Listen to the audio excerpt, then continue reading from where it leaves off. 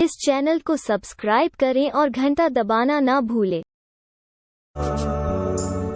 जख्मी हाथ है कैसे सुंदर, तूने जय पाई है सब पर। जख्मी हाथ है कैसे सुंदर, तूने जय पाई है सब पर। अपना प्रभु जान तुझको आए हैं हम, भजने भजने भजने आए हैं पिताजी।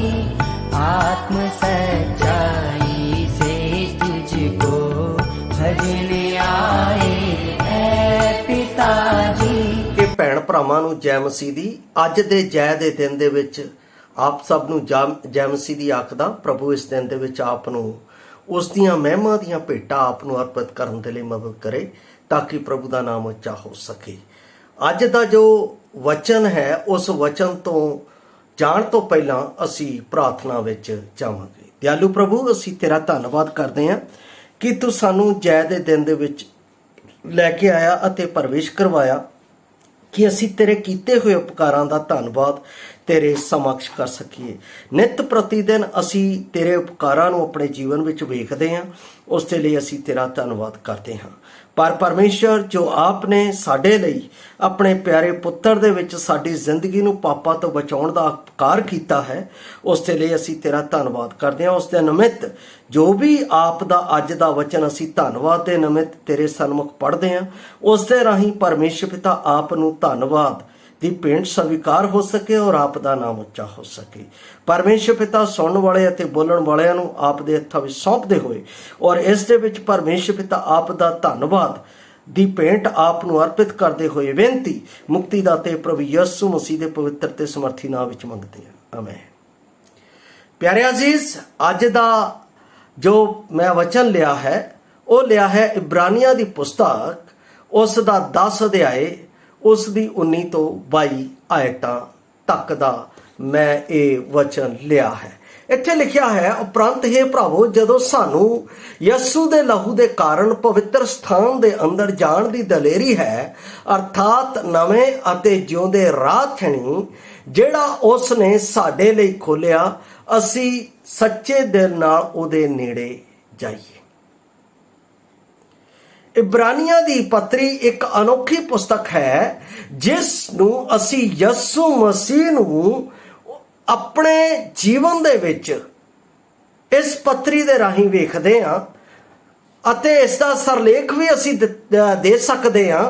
इब्रानियां 2:9 दे विच जिवें लिखिया होया है, इस दियां सिक्ख्यावां परमेश्वर दे सज्जे हत्थ बैठे साडे प्रभु यसू मसीह दी शख्सियत अते काम दे नाल सानू बहुत नेड़ेों जोड़दी है। पर जदों असी इस नूं पुराने नियम दे विच जोड़दे हां तां इस दे विच सानू की नजर आंदा है, जद परमेश्वर ने सृष्टि दा काम शुरू कीता अते उस नूं पूरा कीता तद उसने कहा बहुत चंगा सी। ਇਹਦਾ मतलब परमेश्वर दे लई जो उसने श्रेष्ठ उत्पत्ति कीती सी मेरे अते आप दे लई बहुत चंगी सी। और असी देखदे आदम अते हवा ने अदम दे वाग दे विच दिन दे ठंडे वेले परमेश्वर दे नाल सच्ची संगत नूं माणिया सी। असी ये भी वचन दे विच वेखदे हां। पर जदों 3:8 पढ़दे हां उत्पत्ति, तां उस विच असी देखदे हां कि बाइबल विच पहली वार जद उन्होंने पाप किया परमेश्वर ने उन्होंने अपनी हजूरी विचों कढ दिता। जदों उन्होंने पाप किया परमेश्वर ने अपनी हजूरी विचों कढ दिता। क्यों? सवाल ही पैदा होता है, क्योंकि परमेश्वर ने उन्होंने अपने नेम दी सीमा दे विच भाव अपने हुक्म दी आग्याकारिता दी सीमा दे विच रखिया होया सी। वो सीमा की सी ਕਿ ਤੁਸੀਂ ਬਾਗ ਦੇ ਸਾਰੇ ਫਲਾਂ ਦੇ ਵਿੱਚੋਂ ਖਾ ਸਕਦੇ ਹੋ, ਪਰ ਜੋ ਬਾਗ ਦੇ ਵਿੱਚ ਆਕਾਰ ਹੈ ਭਲੇ ਬੁਰੇ ਦੀ ਸਿਆਣ ਦਾ, ਉਸ ਵਿੱਚੋਂ ਨਾ ਖਾਣਾ। ਜਦੋਂ ਤੁਸੀਂ ਇਸ ਨੂੰ ਖਾਓਗੇ ਤਾਂ ਤੁਸੀਂ ਜ਼ਰੂਰ ਮਰ ਜਾਓਗੇ। ਇਹਦਾ ਮਤਲਬ ਉਹਨਾਂ ਨੇ ਜਾਣਦੇ ਹੋਏ ਵੀ ਉਸ ਦੇ ਵਿੱਚ ਆਪਣੇ ਆਪ ਨੂੰ ਸੰਮਿਲਿਤ ਕੀਤਾ ਤੇ ਪਰਮੇਸ਼ਵਰ ਦੇ ਹੁਕਮ ਨੂੰ। ਔਰ ਬਾਣੀ ਦੱਸਦੀ ਹੈ ਪਰਮੇਸ਼ਵਰ ਆਪਣੇ ਆਗਿਆਕਾਰੀਤਾ ਤੇ ਨੇਮ ਦੇ ਵਿੱਚ ਕੰਪਰੋਮਾਈਜ਼ ਨਹੀਂ ਕਰਦਾ ਹੈ। ਉਹਨੇ ਉਸੇ ਵੇਲੇ ਉਹਨਾਂ ਨੂੰ ਕੱਢ ਦਿੱਤਾ। ਉਹ ਆਤਮਿਕ ਰੀਤੀ ਨਾਲ ਮਰ ਗਏ ਅਤੇ ਸ਼ਾਰੀਰਿਕ ਰੀਤੀ ਨਾਲ ਜੀਵੰਤ ਹੋ ਗਏ, ਜਿਸ ਦਾ ਅੰਤ ਮੌਤ ਸੀ। ਔਰ ਅਸੀਂ ਦੇਖਦੇ ਹਾਂ ਕਿ ਜਦੋਂ ਉਹਨਾਂ ਨੇ ਪਾਪ ਕੀਤਾ, ਪਰਮੇਸ਼ਵਰ ਨੇ ਉਹਨਾਂ ਨੂੰ ਆਪਣੀ ਹਜ਼ੂਰੀ ਵਿੱਚੋਂ ਕੱਢ ਦਿੱਤਾ ਅਤੇ ਜੀਵਨ ਦੇ ਬ੍ਰਿਕਸ਼ ਤਾਈਂ ਰਾਹ ਨੂੰ ਵੀ ਬੰਦ ਕਰ ਦਿੱਤਾ। ਉੱਥੇ ਪਰਮੇਸ਼ਵਰ ਨੇ ਕਰੂਬਾਂ ਨੂੰ ਨਿਯੁਕਤ ਕੀਤਾ ਅਤੇ ਉਹ ਤਲਵਾਰ ਨਾਲ ਉਸ ਦੇ ਆਲੇ ਦੁਆਲੇ 'ਚ ਫਿਰਦੇ ਖੜੇ ਹੋ ਗਏ। ਅਸੀਂ ਵੇਖਦੇ ਹਾਂ। ਪਰ ਇੱਥੇ ਮੈਂ ਇੱਕ ਗੱਲ ਦੇ ਉੱਤੇ ਆਪ ਦਾ ਧਿਆਨ ਲੈ ਕੇ ਜਾਣਾ ਚਾਹੁੰਦਾ ਹਾਂ। ਉਹ ਗੱਲ ਕੀ ਹੈ? ਬਾਈਬਲ ਵਿੱਚ ਇਹ ਪਹਿਲੀ ਵਾਰ ਸੀ ਜਦ ਰਾਹ ਸ਼ਬਦ ਦੀ ਵਰਤੋਂ ਕੀਤੀ ਗਈ। ਪਰਮੇਸ਼ਰ ਨੇ ਉਹਨਾਂ ਦਾ ਰਾਹ ਬੰਦ ਕਰ ਦਿੱਤਾ। ਇਹਦਾ ਮਤਲਬ ਰਾਹ ਸ਼ਬਦ ਜਿਹੜਾ ਹੈ ਪਹਿਲੀ ਵਾਰ ਜੋ ਇੱਥੇ ਯੂਜ਼ ਕੀਤਾ ਗਿਆ, ਉਸ ਦਾ ਇਸ ਜਗ੍ਹਾ ਦੇ ਉੱਤੇ ਖੁਲਾਸਾ ਹੈ। ਔਰ ਇਸੇ ਦੇ ਨਾਲ ਮੇਰਾ ਵਿਸ਼ਾ ਵੀ ਹੈ, ਸਬਜੈਕਟ ਵੀ ਹੈ। ਕੀ ਹੈ? ਪਰਮੇਸ਼ਰ ਦਾ ਉਸ ਜਿਉਂਦੇ ਰਾਹ ਦੇ ਲਈ ਧੰਨਵਾਦ ਜੋ ਪਾਪੀਆਂ ਦੇ ਲਈ ਖੋਲਿਆ। ਪਰਮੇਸ਼ਰ ਦਾ ਉਸ ਜਿਉਂਦੇ ਰਾਹ ਦੇ ਲਈ ਧੰਨਵਾਦ ਜੋ ਪਾਪੀਆਂ ਦੇ ਲਈ ਖੋਲਿਆ। ਔਰ ਇੱਥੇ ਉਸ ਰਾਹ ਦੇ ਨਾਲ ਇਹ ਸ਼ਬਦ ਜੁੜ ਗਿਆ। ਮੈਂ ਜਦੋਂ ਇਸ ਨੂੰ ਪੜ੍ਹ ਰਿਹਾ ਸਾਂ ਤਦ ਮੈਨੂੰ ਇਸ ਦਾ ਪਤਾ ਲੱਗਾ ਪਰਮੇਸ਼ਰ ਅਤੇ ਸੱਚੇ ਜੀਵਨ ਤਾਈ ਰਾਹ ਬੰਦ ਹੋ ਚੁੱਕਿਆ ਸੀ ਤੇ ਨਾ ਤੌਬਾ ਕੀਤੇ ਪਾਪੀ ਲਈ ਇਹ ਅਜੇ ਵੀ ਬੰਦ ਹੈ। ਫਿਰ ਵੀ ਪਰਮੇਸ਼ਰ ਕੋਲ ਇੱਕ ਮੁੱਢਲਾ ਹੱਲ ਸੀ ਜਿਹੜਾ ਇਸਰਾਇਲ ਦੀ ਮਿਸਰ ਦੀ ਗੁਲਾਮੀ ਤੋਂ ਛੁਟਕਾਰੇ ਤੇ ਬਾਅਦ ਸਾਹਮਣੇ ਆਇਆ।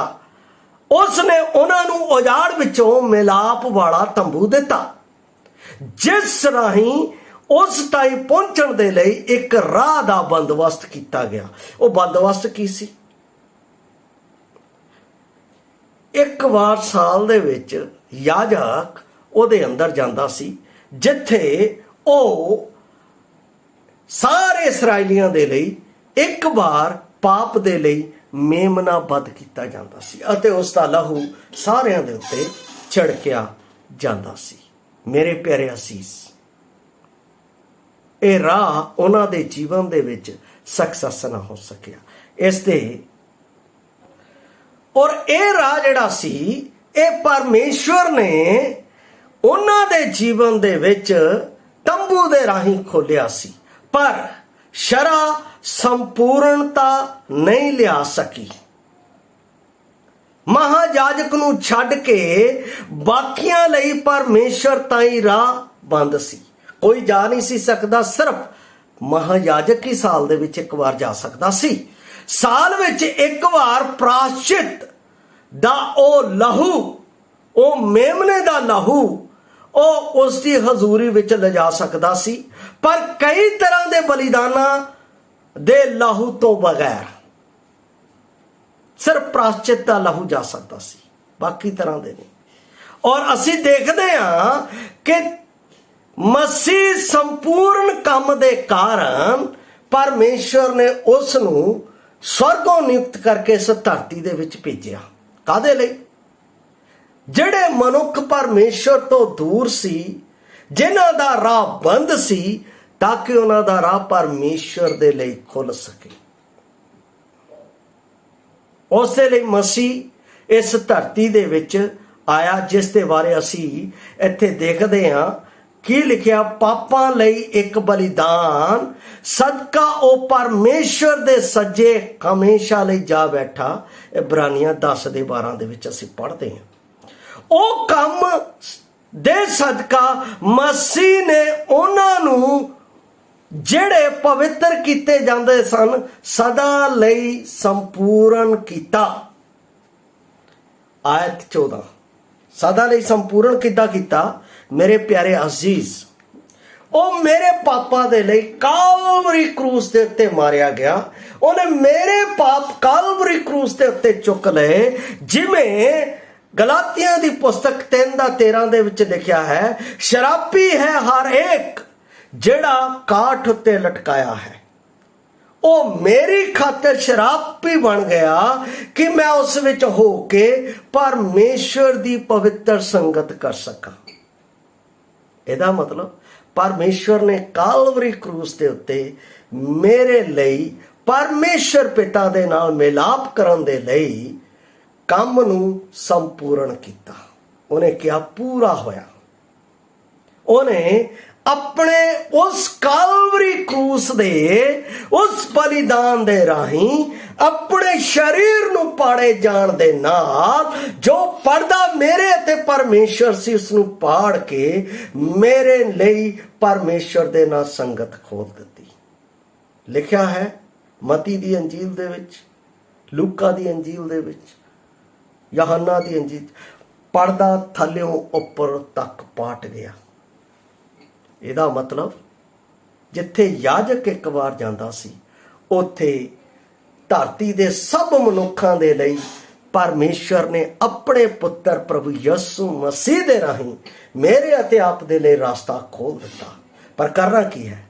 ਪਾਪਾਂ ਦਾ ਇਕਰਾਰ। ਕਿਹਦੇ ਵਿੱਚ? ਪ੍ਰਭੂ ਯਿਸੂ ਮਸੀਹ ਵਿੱਚ। ਇਹ ਪਾਪਾਂ ਦਾ ਇਕਰਾਰ ਕਰਨਾ ਇਸ ਜਵਾਨ ਦੇ ਰਾਹੀਂ, ਪ੍ਰਭੂ ਯਿਸੂ ਮਸੀਹ ਤੂੰ ਮੇਰੇ ਪਾਪੀ ਦੇ ਲਈ ਮਾਰਿਆ ਗਿਆ, ਗੱਡਿਆ ਗਿਆ ਤੇ ਤੀਸਰੇ ਦਿਨ ਜੀ ਉੱਠਿਆ ਅਤੇ ਹੁਣ ਤੂੰ ਮੇਰਾ ਪ੍ਰਭੂ ਹੈ। ਹੁਣ ਮੇਰਾ ਜੀਵਨ ਮੇਰਾ ਨਹੀਂ ਤੇਰਾ ਹੈ। ਤੇਰੇ ਇਸ ਅਹਿਸਾਨ ਦੇ ਲਈ ਜੋ ਤੁਸੀਂ ਪ੍ਰਭੂ ਯਿਸੂ ਮਸੀਹ ਦੇ ਵਿੱਚ ਮੇਰੇ ਜੀਵਨ 'ਚ ਕੀਤਾ ਪਰਮੇਸ਼ਰ ਪਿਤਾ, ਮੈਂ ਉਸ ਦੇ ਲਈ ਧੰਨਵਾਦ ਕਰਦਾ, ਤੇਰੀ ਵਡਿਆਈ, ਤੇਰੀ ਉਸਤਤ ਕਰਦਾ, ਕਿਉਂਕਿ ਇਹ ਕੰਮ ਇਸ ਧਰਤੀ ਦੇ ਵਿੱਚ ਨਾ ਕਿਸੇ ਨੇ ਕੀਤਾ ਔਰ ਨਾ ਕੋਈ ਕਰ ਸਕਦਾ ਹੈ।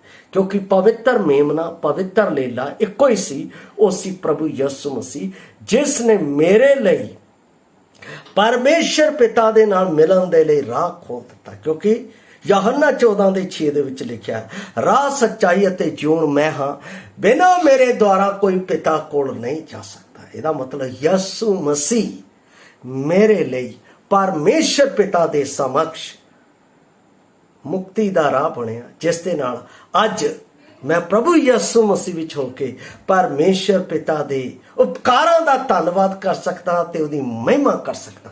ਕਿਉਂਕਿ ਪਰਮੇਸ਼ਵਰ ਨੇ ਇਹ ਮੇਰੇ ਲਈ ਬਹੁਤ ਵੱਡਾ ਬਹੁਮੁੱਲਾ ਕੰਮ ਕੀਤਾ ਹੈ। ਉਹ ਨਵੇਂ ਅਤੇ ਜਿਉਂਦੇ ਰਾਹ ਥਣੀ ਜਿਹੜਾ ਯਿਸੂ ਨੇ ਖੋਲਿਆ, ਆਇਤ 19 ਤੋਂ 23 ਤੱਕ ਅਸੀਂ ਪੜ੍ਹ ਸਕਦੇ ਹਾਂ। ਇਹ ਮਸੀਹ ਦੇ ਬਲੀਦਾਨ ਜਿਸ ਨੂੰ ਕਦੇ ਦੁਹਰਾਇਆ ਨਹੀਂ ਪੈਣਾ, ਸਦਕਾ ਜਿਹੜਾ ਹਮੇਸ਼ਾ ਨਵਾਂ ਅਤੇ ਤਰੋ ਤਾਜ਼ਾ ਹੈ, ਯਿਸੂ ਸਾਡੇ ਮਹਾਨ ਮਹਾਯਾਜਕ ਵਜੋਂ, ਜਿਸ ਨੂੰ ਅਸੀਂ ਕੀ ਆਇਤ ਦੇ ਵਿੱਚ ਪੜ੍ਹਦੇ ਹਾਂ, ਜਿਸ ਦੇ ਨਾਲ ਅੱਜ ਮੈਂ ਪਰਮੇਸ਼ਰ ਪਿਤਾ ਦੇ ਸਾਹਮਣੇ ਆਪਣੀ ਧੰਨਵਾਦ ਦੀ ਭੇਂਟ ਨੂੰ, ਆਪਣੇ ਧੰਨਵਾਦ ਦੇ ਉਹਨਾਂ ਉਪਕਾਰਾਂ ਨੂੰ ਜੋ ਪਰਮੇਸ਼ਰ ਨੇ ਆਪਣੇ ਪੁੱਤਰ ਦੇ ਰਾਹੀਂ ਮੇਰੇ ਜੀਵਨ 'ਚ ਸਰਵੋਤਮਤਾਈ ਨਾਲ ਕੀਤੇ, ਮੈਂ ਉਸ ਦਾ ਧੰਨਵਾਦ ਕਰ ਸਕਦਾ। ਇਸ ਲਈ ਪਰਮੇਸ਼ਰ ਦੇ ਵਚਨ ਦੇ ਵਿੱਚ ਪਰਮੇਸ਼ਰ ਦੇ ਉਸ ਜਿਉਂਦੇ ਰਾਹ ਲਈ ਧੰਨਵਾਦ ਜੋ ਉਸਨੇ ਪਾਪੀਆਂ ਦੇ ਲਈ ਖੋਲਿਆ, ਕਿ ਪਾਪੀ ਪ੍ਰਭੂ ਯਿਸੂ ਮਸੀਹ ਵਿੱਚ ਤੌਬਾ ਕਰਕੇ ਪਰਮੇਸ਼ਰ ਦੇ ਨਾਲ ਸੰਗਤ ਕਰ ਸਕਣ, ਜਿਸ ਦੇ ਲਈ ਪਰਮੇਸ਼ਵਰ ਪ੍ਰਭੂ ਯਿਸੂ ਮਸੀਹ ਦੇ ਵਿੱਚ ਮੈਨੂੰ ਅਤੇ ਆਪ ਨੂੰ ਬੁਲਾਉਂਦਾ ਹੈ। ਜੇ ਤੁਸੀਂ ਉਸ ਕੋਲ ਆ ਚੁੱਕੇ ਹੋ ਤਾਂ ਉਸ ਦਾ ਧੰਨਵਾਦ ਕਰੋ, ਜੇ ਨਹੀਂ ਆਏ ਤਾਂ ਤੌਬਾ ਕਰੋ, ਤਾਂ ਕਿ ਪਰਮੇਸ਼ਵਰ ਦੇ ਉਸ ਰਾਹ ਵਿੱਚ ਪ੍ਰਵੇਸ਼ ਕਰਕੇ ਪਰਮੇਸ਼ਵਰ ਦੇ ਨਾਲ ਸੰਗਤ ਕਰਕੇ ਉਸ ਦਾ ਆਨੰਦ ਉਠਾ ਸਕੋ। ਪਰਮੇਸ਼ਵਰ ਆਪ ਨੂੰ ਇਸ ਵਚਨ ਦੇ ਨਾਲ ਉਸ ਨੂੰ ਧੰਨਵਾਦ ਅਰਪਿਤ ਕਰਨ ਦੇ ਲਈ ਆਪ ਦੀ ਮਦਦ ਕਰੇ। ਜੈ ਮਸੀਹ ਦੀ। ਮਹਾਰਾਜ।